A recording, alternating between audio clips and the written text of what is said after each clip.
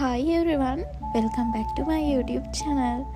මම තරුෂි. මගේ channel එකට ඔයාලා හැමෝම ආදරෙන් පිළිගන්නවා. අද මම රුවන්වැලි සෑයට යන්න තමයි හදන්නේ. ඒ vlog එක තමයි ඔයාලත් එක්ක මම share කරගන්නේ. අපි එහෙනම් යමු. වැවත් එක්ක රුවන්වැලි සෑය දකින්නකොට පුදුමාකාර ලස්සනක් දැනෙනවා. අපි එහෙනම් රුවන්වැලි සෑය ඇතුළටත් යමු. අපි දෙන්න පහන් හඳුන් කූරු එහෙම පත්තු කරලා අපි දෙන්න කිව්වේ අද මගේ කියන අක්කා කෙනෙක්. එයා මගේ හොඳම යාළුවෙක්. ඉතින් අපි දෙන්න පහන් හඳුන් කූරු එහෙම පත්තු කරලා චෛත්‍ය වටේ රවුමක් ගිහින් අපි දෙන්න හොඳට අද ගාථා කියලා වැන්දා. පිරිත් එහෙමත් කිව්වා.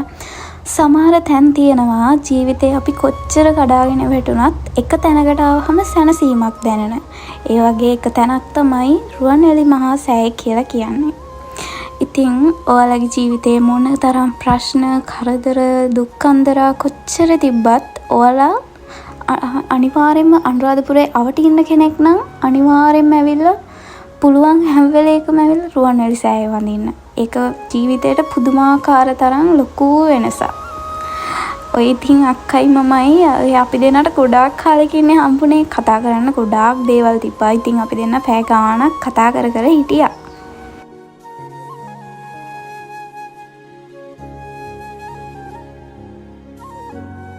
ජීවිතේ මොන ප්‍රශ්න ආවත් කඩාගෙන වැටෙන්නේ නැතුව පුළුවන් උපරිමෙන් හයියෙන් අල්ලගෙන ඉන්න.